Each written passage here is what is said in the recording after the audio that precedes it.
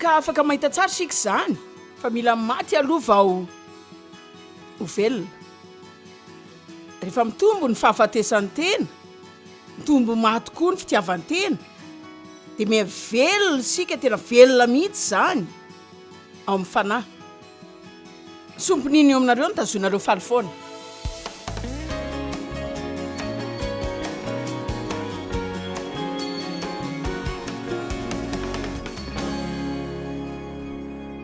Misy karazam-piainana roa izay afaka ivelomantsika. Afaka miaina ny fiainantsika sika na koa hiaina ny fiainan'Andriamanitra.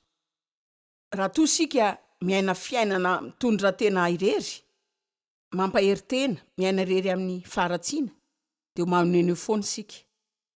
Ary betsaka aminareo izay tsy faly ankehitriny, tsy ny eto amin'ity hevitra ity ihany fa ireo olona izay mijery tele, nareo izay tsy faly, mety efa niteny tamin'Andriamanitra azy nareo, tsy haiko hoe manina very ny hafaliako. Fa ny akamoron'ny fotoana, ny hafaliana izay verintsika dia tsy noho ny olana izay ananantsika fa vokatry ny fitiavan-tena be loatra. Ary na dia matetika azy sika dia manao izay amahana ireo olona antsika ireo irery, fa mahatonga antsika antitra zany. Tokony ataontsika dia mianatra miaina fomban'Andriamanitra, mila mianatra fomba firindrana sy fifandraisana amin'ny mahatena iray amin'Andriamanitra sika, dia mila mianatra maniry izay irian'Andriamanitra sika, misaina izay efa saininy, mba mahatsapa ny fitserana izay tsapany ho an'ireo olona mahantra, ahatsapa ny famindram-po izay tsapany ho an'ireo olona izay very, fa tsy ny manao ny zavatry ny nofo amin'ny fitsarana azy, fitsikirana azy ary ny fanamelohana azy. Mila mianatra miteny izay lazain'Andriamanitra sika, manao izay asa tiany ataontsika, dia amin'ny fanantenana sy ny vavaka afaka ilahy sika ny rena hoe ny marina, za sy ny ray dia iray ihany. Tahaka ny lazain'i Jesosy izao, ara-dalàna ray amin'Andriamanitra sika, ao anatsika izy sika ao aminy.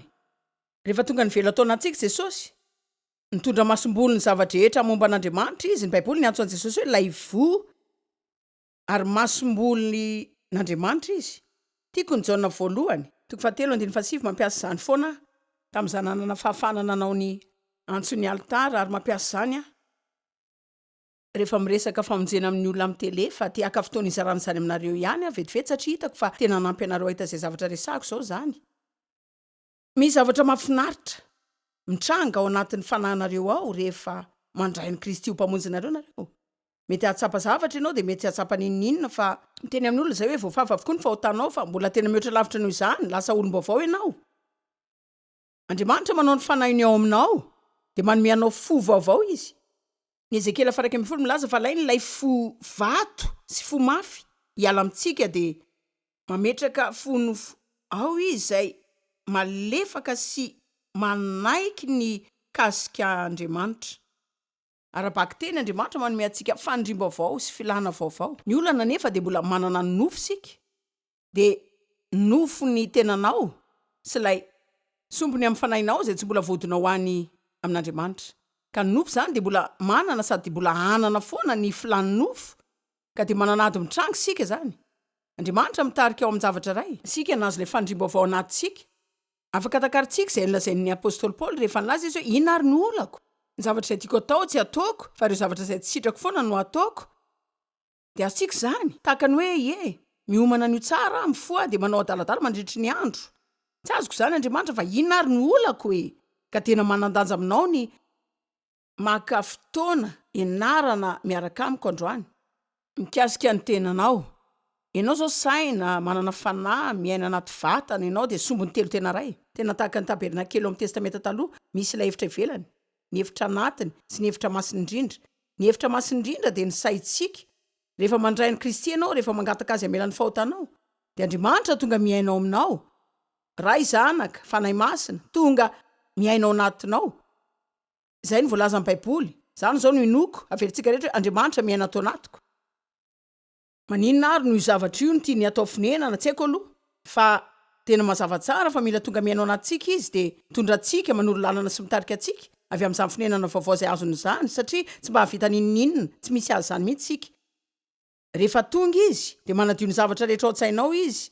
Eno kely ity Jaona voalohany 3:7 izay nateraka Andriamanitra fanahinina amin'ny fahalalana sy fahazarana tsy mahay manota ka tena mila milaza fotsiny aho hoe raha ohatra ka inony baiboly ka hoe laza ianao fa efa nateraka indray nefa ianao manao fananiana mahalala sy manana fahazarana manao fahotana de tsy nateraka indray ianao. Za zany tsy nilaza fa raha nanota ianao de tsy nateraka indray hoy aho hoe raha manao zany ianao ainao fa manao zany de mitoy manao zany fananiana ianao de misy zavatra tsy milaminao satria ny olona zay manana fo araka an'Andriamanitra tsy afaka manao izany. Rehefa mandray ny Kristy ho mpamonjinao ianao tena tsy azo aina amin'ny fahotana izany ary anao zay andaninao ny androm-piainanao anao zay tian'Andriamanitra mba hoenao. Amen. Zao na zany sika tonga amin'ilay toerana izay tiantsika alena tsy hitako fa tsy mba hitovy lanja mitrango izay izahantsika ao an'Andriamanitra mihitsy zany. Ary nareo zao mbola miaraka amiko amin'ny programa tele ka tsy mbola niala mihitsy de mideranareo ihany koa satria ny tenin'Andriamanitra ihany no afaka manovantsika ka hoy izy hoe zay rehetra nateraka Andriamanitra ampahazarana ampahalalana amin'ny fanirinana tsy manota satria ny natioran'Andriamanitra no toetra ao anatiny. Zay ny fepetra-piainany sady loharanonainy tena tiako zany toetra maharitra ao anatiny ao ary tsy mahay manota izy satria efa nateraka tao amin'Andriamanitra. Raha misy olo amin'ny Kristy de olom-baovao izy efa lasa ny zavatra taloha ndreo efa tonga vaovao ireo. Sir Joyce raha manana izany zavatra lehibe rehetra zany atao anatiko de inona ary zany ny olako. Zao afaka milaza aminareo aho fa matetika ny olona tena afaka ny kristiana fiainany manontolo fa tsy mba ampianarina mihitsy ny hoe maty amin'ny tena izy. Tsy misy olona nampianatra azy zany. Re olona za efa kristiana efa ela taona maro lasa fa tsy mba nanakevitra mihitsy ny amiko ankoatra hitako teo amin'ny fitaratra.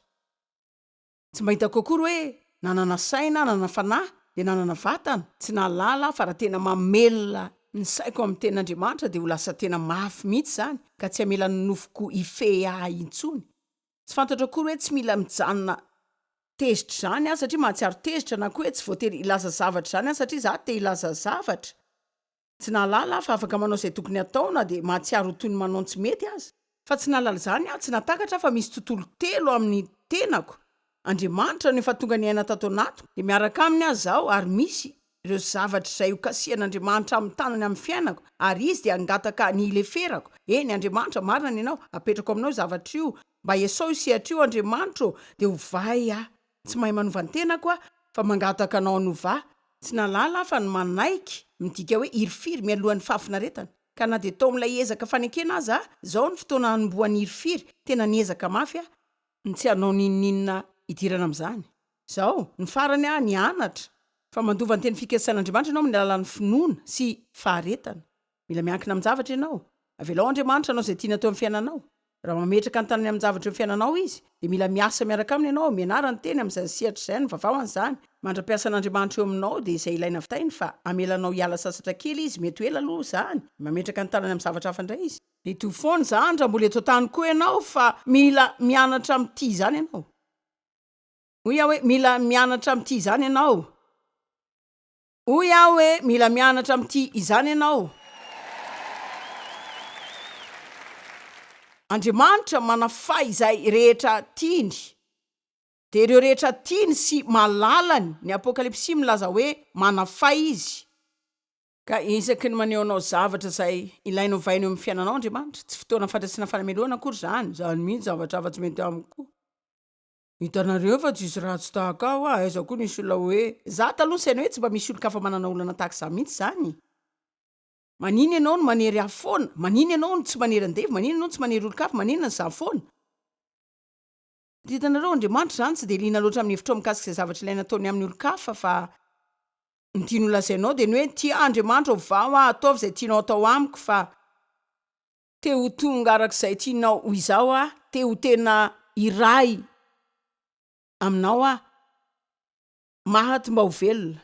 Fa ino andikany hoe maty dika zany hoe mijanona amin'ny fisina ary ny zavatra izay tsara de hoe rehefa maty amin'ny zavatra iray ianao de isy irifiry fa rehefa maty amin'izany ianao tsy isy irifiry tsony. Anome ohatra anareo iray amin'ireo olako efa taona maro hoe tsy mba faly zany raha tsy efa mahazo izay tadaviko ary rehefa tsy faly de saika miteny zavatra foana miteny ny fihetsiko sy ny fiteniko mampafantatra anao fa hoe tsy faly aho firy aminareo zao nyteny efa mahay izany mihitsy omaly any teny tamin'ny Dave hoe misy restaurant Saint Louis zay tena tiako hinanana foana ary izy tsy hoe tsy mahalala zany fa makay any izy ndraindray fa tena isan'ny tiako indrindra zany fa tsy raha iny loatra tsy haiko ny jitiavany azy ngamba fitsapana avy amin'Andriamanitra no jitiavany an'izany ny teny amaly hoe hitanao rehefa motsika rapitsy de temba hoany am'le restaurant de hoy izy hoe tsy hoany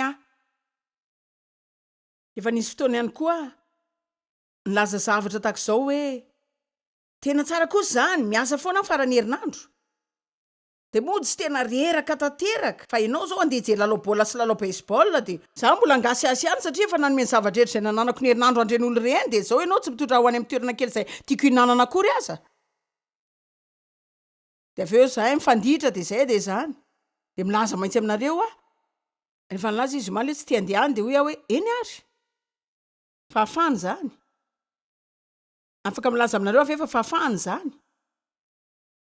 tsaroko ndre mandeha tamin'iza sy Dave niara-nitady sary ho an-tranonay karazana loko de nijanona teo amintseny zay tanaty fivarotana ray de nisy sary teo zay tena tiany Dave ary za sy Dave tsy tia zavatra mitovy zany raha resaka fanaingiona fa tsy tiako le sary tamin'izany fa izy ny tia za tsy tia le sary marina tiako mba ho tianao le sary za tsy tia le sary fa izy ny tia an'le izy de tiano azo le sary de nanomboka indray tena tsy tiako sary io tsy tia sary io an-tranonay mihitsy tsy vidy io sary io zany mihitsy sika tena halako io sary io fa maninona ary io sary io za tsy tia le sary mihitsy hitanareo Dave zany de olona maty tia ary tsy tia miady sy mifamaly zany ary zany tsy midika hoe tsy mba mijoro manohatra izy zany ataony zany rehefa ilainy fa zaho aloha tsy zany manankorotan'izany tsony fa efa zany foana taloha ka de hoy fotsiny izy hoe adinoy any zany atao fotsiny zay tianao atao zao rehefa niala teo zahay de nofoko zany toreny ohatrany hoe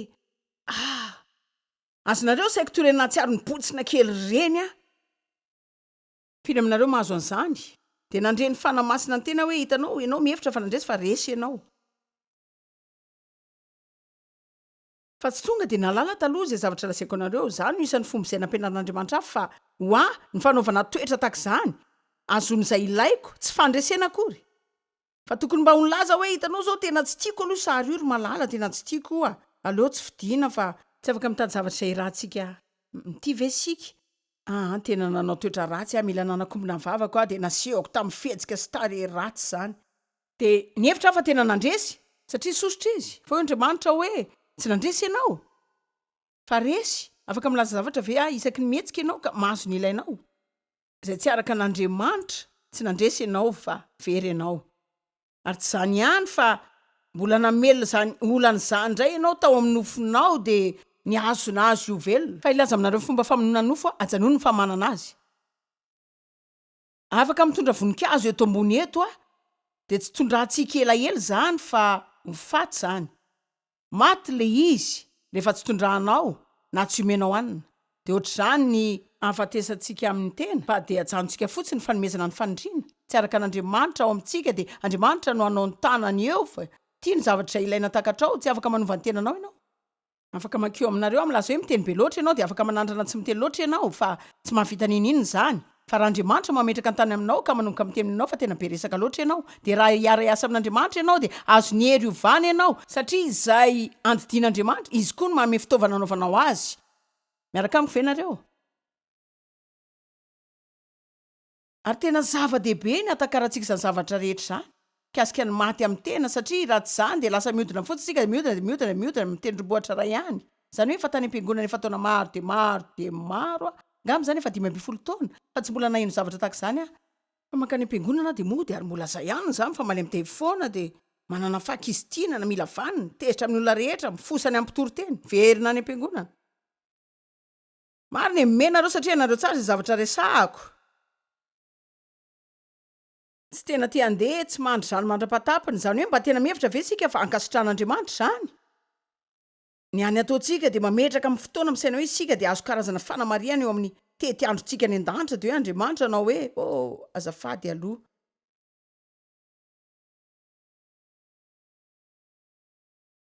Korinthiana 2:4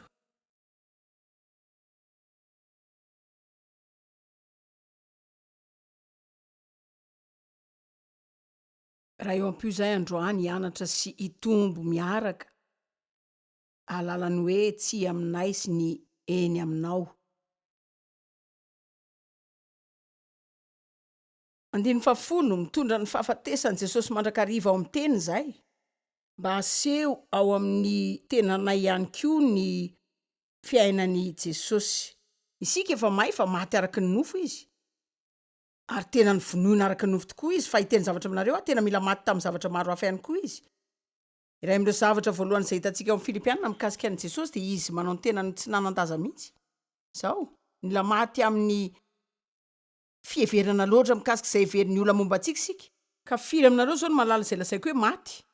Zany hoe ilay tsy zava manan-danja aminao intsony zany zao tsy mila manan'izany ianao zay vao faly. Fa tsy sitrapon'Andriamanitra zany. Fa raha misaina loatra izay heverin'ny olona mikasika antsika isika dia ho pila sitraka amin'olona fa tsy amin'Andriamanitra. Ka isaky ny tonga pila sitraka amin'olona isika dia fara amin'ny tsy fahavitana ny sitrapon'Andriamanitra foana. Ka rehefa manomboka amin'ny ten'Andriamanitra hoe eny ary manabe loatra mikasika izay heverin'olon-kafa ianao dia hanomboka metraka amin'ny tanany amin'izay amin'ny fiainanao izy. Dia mila fantatrao fa zany dia zavatra haingan-tan'Andriamanitra anao mba tsy hanananao fifandraisana intsony. Fa tsy tiany ho velona amin'izany sehatra zany intsony ianao. Hitanao raha maty amin'ny sehatra iray ianao ka tamin'ny Satana dia mikasika anao amin'izany sehatra zany dia tsy ahita ninina aminao izy. Efa maty amin'izany zavatra zany aho zao ny amin'izay hinananay satria efa tena leo nitezitra foana ka rehefa tsy mety mankany amin'izay tiako ale Dave dia hoy aho hoe eny ary ndao ary ho any amin'izay tianao ale. Matetika manao izay resahana zany dia indraindray mety indraindray tsy mety. Azonareo angamba miankina amin'ilay karazan-kerim-behivavy azoko zany tsy haiko aloha.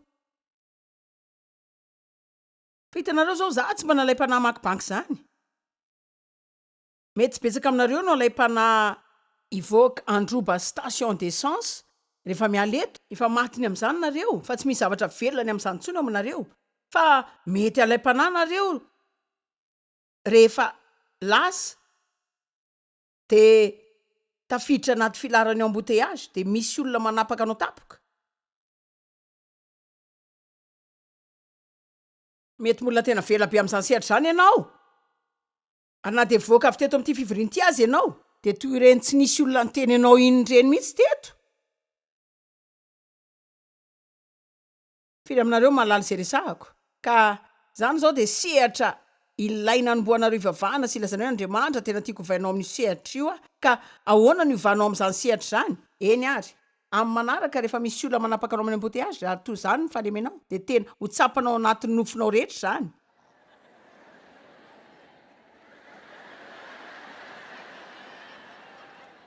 Ampio Andriamanitra apio. Dia tonga teo amin'ny teboka aza nendrasako toerana antsona ny fiara fa nisy olona songona dia nahazo zany dia za indray tsy hany miazy ny fiadanako zany. Na kely amin'ny hafaliko fotsiny azy fa ho fotsiny aho hoe ho tahina ianao. Tahina ianao. Efa maty amin'izany aho zao mbola betsaka ireo zavatra tsy mbola maty amiko aloha fa dia raina ny tompo tsy mbola any amin'ny tokony nisy ahy fa isaona n'Andriamanitra tsy tany amin'ny nisy ahy taloha koa. Ny tombo aho zao dia miova ety an-dalana zao. Zao rehefa tsy mahazo izay ilainao ianao tsy ho tsapanao amin'ny nofinao zany. Ary ny fomba tokana fanao maty amin'izany zavatra zany dia ny tsy famana azy ka isaky ny misy zavatra mitranga foana dia mihamory zany dia mora mihamora mandra-pahatonga zany tsy azonanao intsony. Firy aminareo zao nefa nandalo zany zavatra resahako aminareo zany amin'ny sehatra teo amin'ny fiainanareo fa zao nareo mahita fandraisana amin'izany. Eny ary firy aminareo ny mbola manana zavatra maro ale. Eny ary maninona ary ianao no entin'Andriamanitra eto androany. Ampatsahivina anareo ihany fa arakaraky ny iainantsika ny fiainan'Andriamanitra no ifaliantsika foana koa. Ka 10 Korintiana 4:4 tondra ny fahafatesany Jesosy mandrakariva ao amin'ny teny zahay dia ny fiantraikany zany amin'ny tena sy ny fisehony tahaka ny azy ihany koa mba aseho ao amin'ny tenanay koa ny fiainany Jesosy. Ka afaka mahita tsara isika zany fa mila maty aloha vao ho velona. Rehefa mitombo ny fahafatesan'ny tena, mitombo maty koa ny fitiavan-tena dia miavelona isika tena velona mihitsy zany ao amin'ny fanahy. Sombon'iny eo aminareo no tazominareo faly foana. Nofinao ve no azonao faly foana dia anome zany izay tadavina ianao dia mba hipotsiana n'izany hatsapany famboniana. Raha tokany ao anatiny dia feno fahafatesana. Sa ianao andehanao izay hainao fa tian'Andriamanitra avy any am-ponao any amela nofinao azony tiany fa reseo zany de manana fifaliana sy fiedanana ao aminao zay tsy hisy afaka aka aminao. Marina de rahatsika Andriamanitra zao hoy Paoly hoe nitanjoko ny maniko de ny ahafantatra azy sy ny herin'ny fitsanganany amin'ny maty izay manandratra hiala amin'ny maty na de mbola mitoetra amin'ny tena aza aho. Misy lehilahy ray ao amin'ny Maty 5:22 izay lazainy Jesosy hoe manaraha de hoy izy hoe tompo avelao aloha andeha hanao velomany raiko faty de andevina azy. Ilaza zavatra fafa taminy Jesosy toy ny hoe tena mandratra ny fo zany izy hoe aleo ny maty andevina ny maty fa manaraha. Za aloha tsy mahita hoe tena izay tokoa ny tiany lazainy hoe aza miraharaha ndray aman-dreninao na miraharaha ireo fianakavianao. Hitako fa misy hafatra lehibe lavitra eo hoe mila mampiena ny fitandrimana zavatra efa maty kokoa ianao ireo zavatra tsy hiteraka fiainana ho anao ntsony de mila mianatra manao zay zavatra saiko ataonareo nareo de manaraka avelantsika ireny zavatra tsy ahitana fiainana ireny anakinantsika tsy anaraka an' Jesosy zay tena fiainana. Zany lalana sy fahamarinana ary fiainana tsy misy mankany amin'ny ray afa-tsy amin'ny lalako. Zavatra maty ao anatiny ny fitiavatena, fialonana, atendana, fakisitinana, ady, tahotra, atezerana, fanahiana, tsy famelana, fangidina, fitseratena, fitsiritana, fahazaran-dratsy, trosa tafahoatra, akamona, de zany. Ianao zao mety hoe mandeha amin'ny fiangonana maty. Mety mankany isan-kerinandro ianao fa tsy te andehany. Maniry tsy te ho andehany ianao, efa tsy andronao tsony zay ataperana eo. Jery ny famataranandro. Mihodina kely ianao de matory kely. De tsy misy azonao mihitsy zay lazain'ny olona rehefa lasa ianao. Fa ianao mandany fotoanao. Evero ange tsy misy valim-pity ho an'ny zavatra ohatr' zany. Tsisy. Manino ianao no mandeha any, tsy haiko aloha fa zany foana ihany nataoko. Raha vao tsy mandeha tezitra eo bebe, tsy haiko aloha e. Raha mandeha amin'ny toerana maty zay tsy hitombonao akory ianao, tsy manana fanamby mihitsy ianao zany, de tsy ova koa, de tsy hisy fiainana ho anao amin'izany. Fa mandany andro fotsiny ianao rehefa mikorotana anaty zavatra maty. Firy zao ny zavatra maty anoloranao ny fotoananao?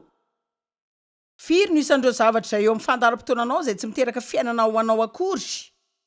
Firy zao no isan'ny lohan'olona maty zay hiaraka rahanao amin'izao? Tena misy valiny kosa izy zany.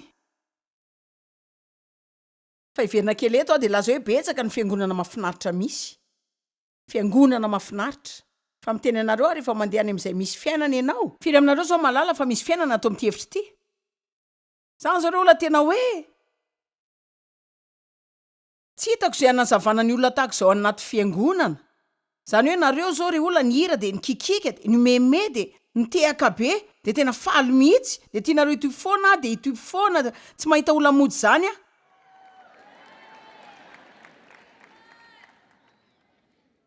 Zay midika fa misy fiainana eto.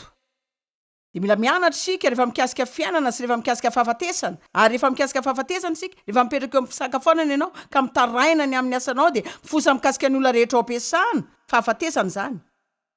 Mihinana fahafatesana ianao de tena mivoky fahafatesana de alahelo ianao avy eo de ho feno fahantrana de mety asa saina koa ianao de anontany tena avy eo hoe Andriamanitra ina ary nanjony hafaliako e.